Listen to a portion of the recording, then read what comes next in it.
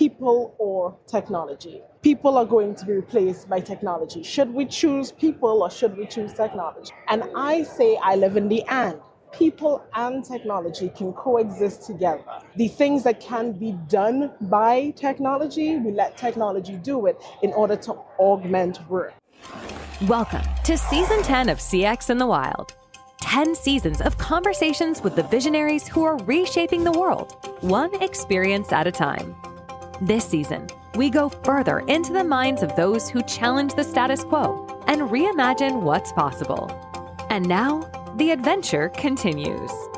Welcome back to CX in the Wild, the first episode here live in Las Vegas at the Customer Connect Expo. This is the fourth year we've been here, second year podcasting live. It is so interesting because this used to be called Customer Contact Center Expo, but now it's Customer Connect. Keeping in mind that the producers of this show come from 8,000 or 9,000 miles away to produce this show, to build the community. And even this year, they were one of the only events to personally call everyone. With those resources, the frontline agents participating in building this community. So it's an honor to be here.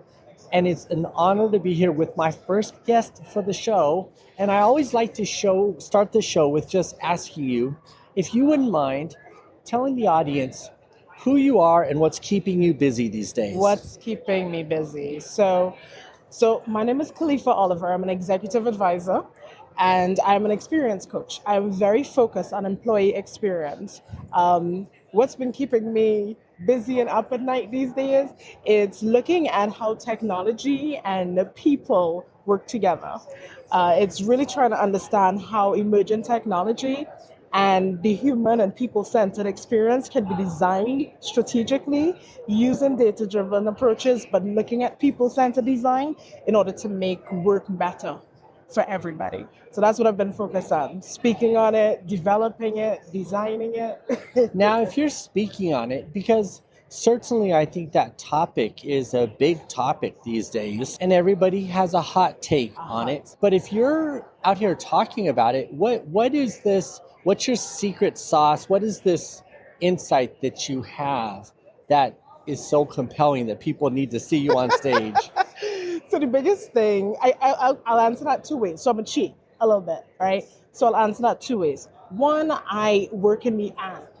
I think the conversation right now has been about people or technology. People are going to be replaced by technology. Should we choose people or should we choose technology? And I say I live in the and. The and exists. People and technology can coexist together. Technology should help with efficiencies and help bridge gaps so that people can do their jobs better and focus on the things like innovation instead of busy work, right? The things that can be done by technology, we let technology do it in order to augment work. So that's the first thing. The second thing, take I should say, that I have is that people don't need to fear technology. I think there's a lot of fear of what technology is and what technology can do, right? And it's because it's proposed so much as a black box. So I joke that the black box is so that they can charge more. That's so true. As long as you don't know what it is and you're afraid of it, as long as I create a problem, I can charge you anything I want to solve it, And so it's really trying to democratize it and make it accessible and let people understand that these things can exist in the same room and make the business money. Yes. The performance part of it is so valuable, but I can see immediately why people want you to speak on the subject. There is an authenticity about what you're saying. There are a lot of people monetizing the unknown about technology, and it's not okay. Right. It makes it harder for adoption. Fair. And it makes it harder for that value that you're talking about to come through. Because if I pay, let's say I pay $1 million for a new and emerging technology, let's say AI because it's all the rage right now, some sort of AI technology, but everybody fails it, nobody understands how to use it, it won't get implemented properly. It doesn't get implemented properly. We say that this failed. Your $1 million investment failed. But what really happened is you did not teach. You did not open the door. You did not show how this can work with you. You did not bring people to the table before, and that's what I think happens too often.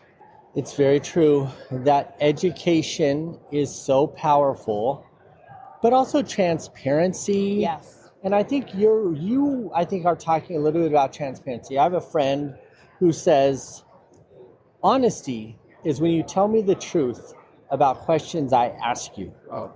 Transparency is when you tell me the truth about things I don't ask you.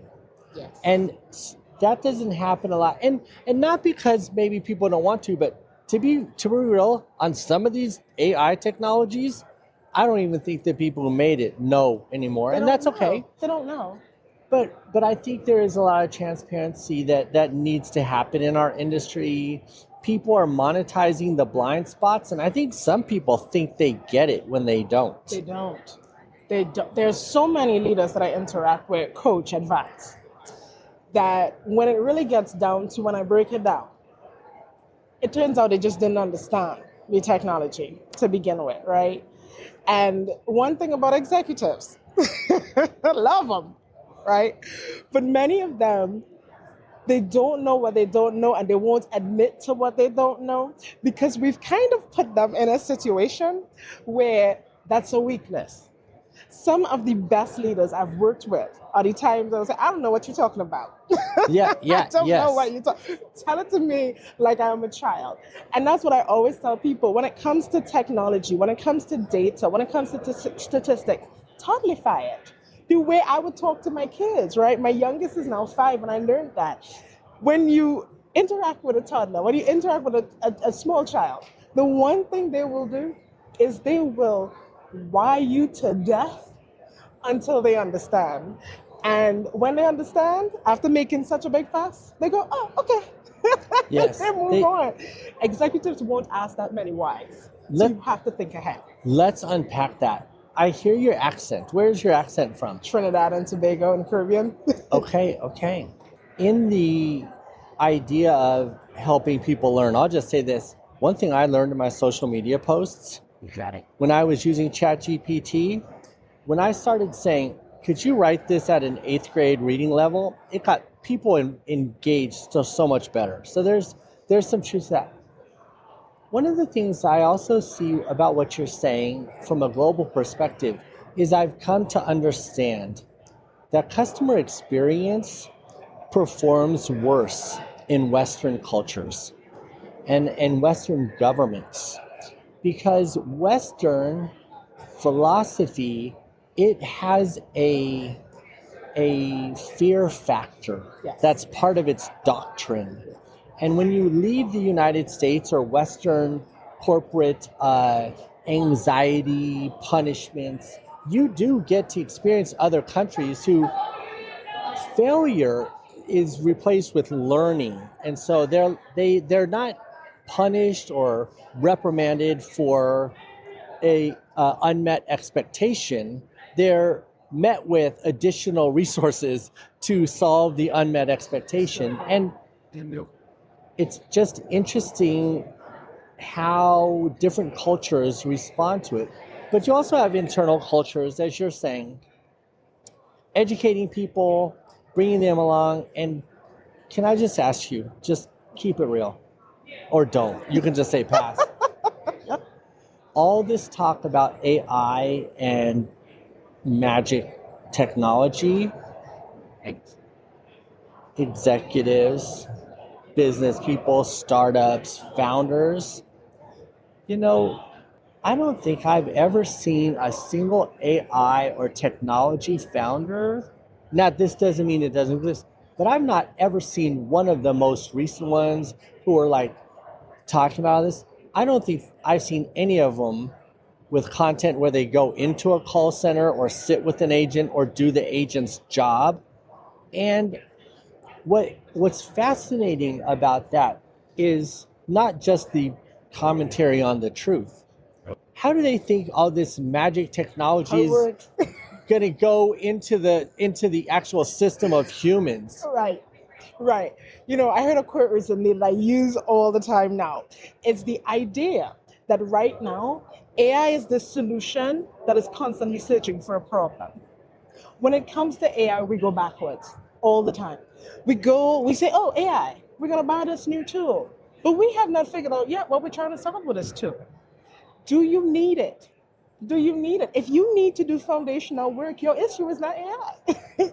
If you haven't done a job analysis to understand the job, you don't need AI yet. If you can't write a good job description when you're trying to hire, how do you expect AI to do it?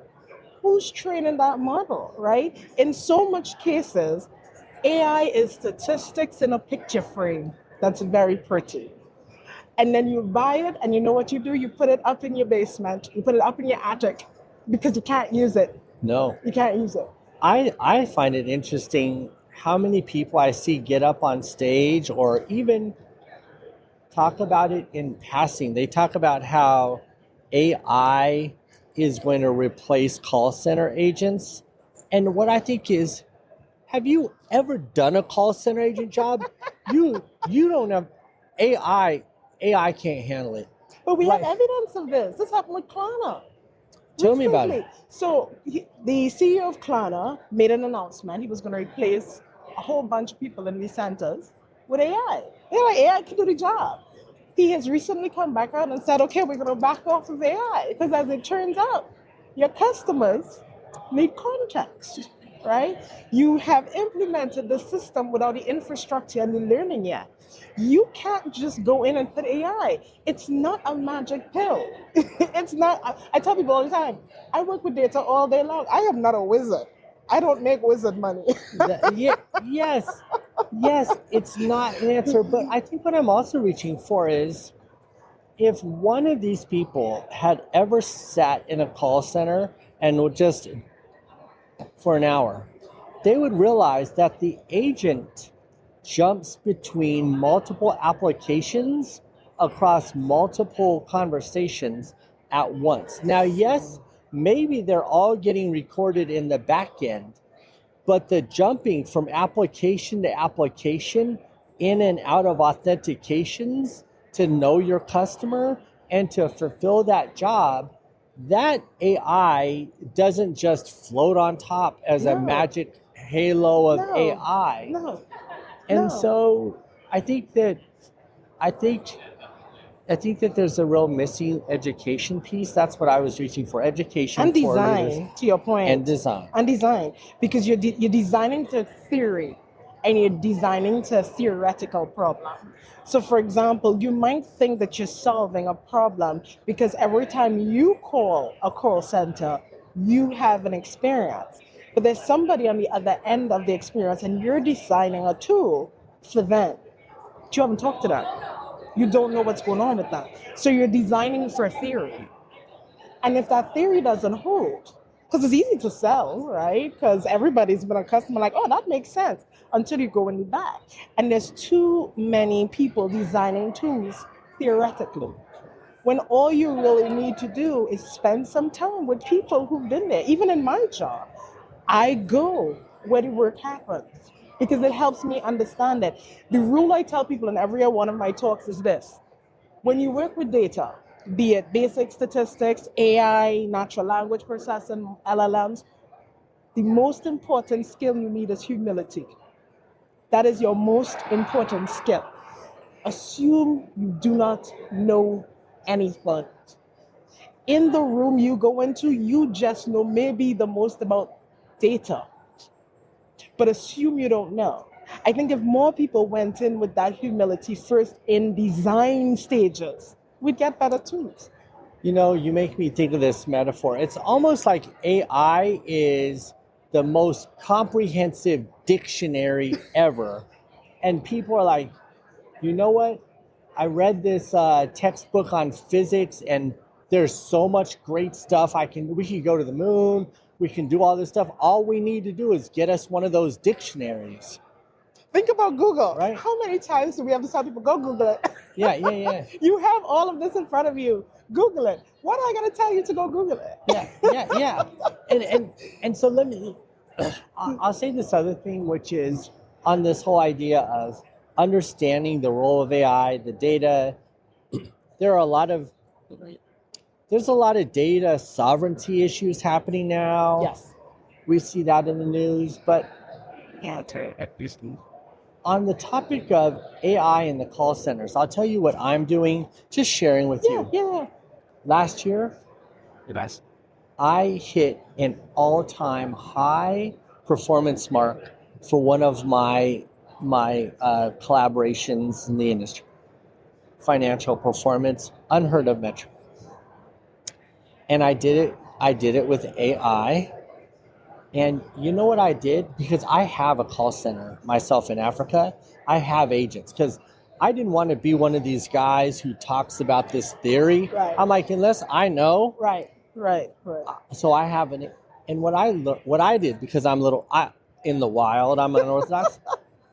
Instead of having all of this inbound stuff, I took agents and trained them singularly on using AI for outbound conquesting conversations. So they can find conversations, understand the context of the conversation, and respond with the appropriate education that helps the conversation move ahead. Right. So now what I'm doing is I'm working with agents to clean up some of the conversations that are just like trolls or noise.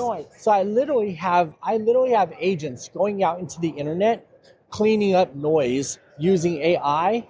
And there's an example of, I gave the agent the AI and showed them how to find the conversations that were cluttered and help clarify for the community what was being said. Right.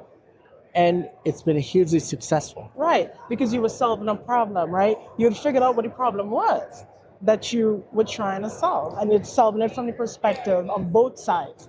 And we think we need to do more of that. And you know what problem I wasn't trying to solve? I wasn't trying to get rid of agents using magic theory. Right. You wanted them to use it appropriately. If you're going to use it, let's use it. Yeah. So what do you want to talk about today? I've talked about a lot of stuff. The only thing I would add is when we think about customer contact centers and things, I think we have to think about the experience that we have. Even when we think about the use of agentic AI and those things, the experience that these customers are having is going to impact, the employees are having are going to impact customers. And I think we don't talk about it enough. I'm like, it's obvious. If I am not feeling valued, I'm not going to value a customer, because it takes too much deep acting, is what we call it. Too much deep acting for me every time somebody calls to forget that I am not being valued. I'm not being seen. I don't have the resources to do my work, right? I'm creating something out of nothing, I should say. And I think we often don't see people in contact centers. We call them all the time. We interact with them all the time, but we don't see them. They're these temporary entities that either piss us off or solve our problem, but we don't see them. And do you know what it is to not be seen by both your employer and the customers you serve? And so that's one of the reasons why when I have talks about the employee experience and its direct impact on the customer experience, it's the idea that when you design your system and your center, you can let these people be seen. You can do that. You can make sure they have what they need. Even the application of tools, emerging technologies to help them, is them being seen. But when you just give them a new system and say, use it because it's cool and it sounds good, you're not seeing them. You're seeing the tool. And they are also a tool to you. And so if there's any message that I want to spread, is most people just want to be seen and valued at their job. When I do speeches and I teach one of the core elements of successful CX, and you just described it differently, is contributing to a person's sense of self-worth. Yes. On seeing the agents, I'll just share with you. I've been working on a little documentary for 3 years called Empathy Echoes, which is the lives of the frontline agents. And I've gone around the world and filmed the agents and their stories.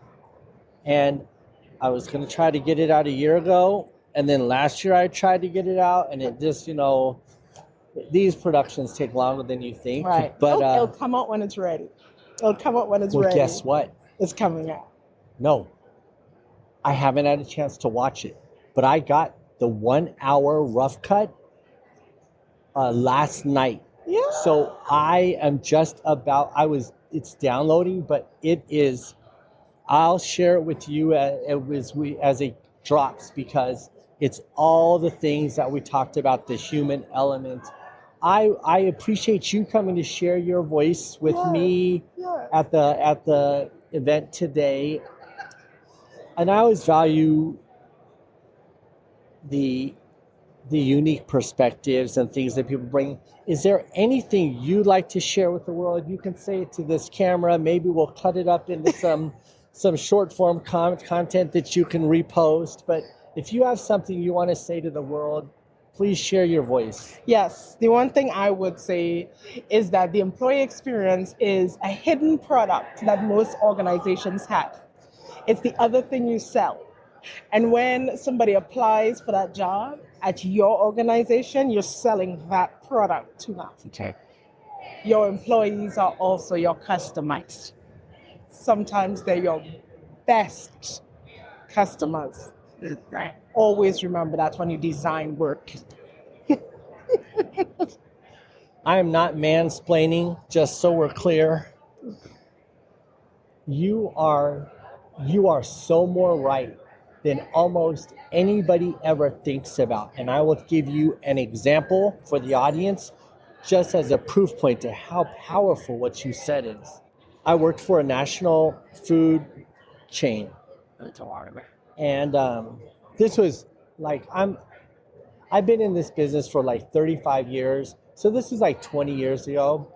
Email was just, people were interested. They were starting to understand the power of email and loyalty. Right. I made one decision that cost probably, for the whole year, maybe it cost like less than $10. And I increased our sales by 3%. And I grew our email, our loyalty list, by over 10,000 subscribers a month. And you know how I did it? I asked for permission to join the email list on job applications.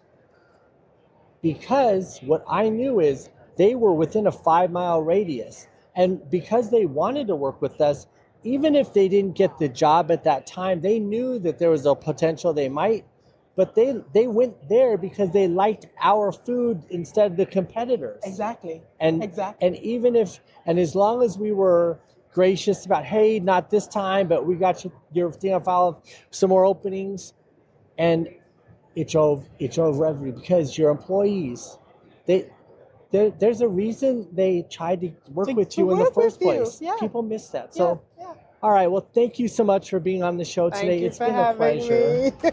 Thank you. Thank you for being part of this journey with us. We hope these conversations challenge your thinking and inspire you to explore new paths. There's so much more to discover. Keep listening, dive into more episodes, and let's continue this adventure together.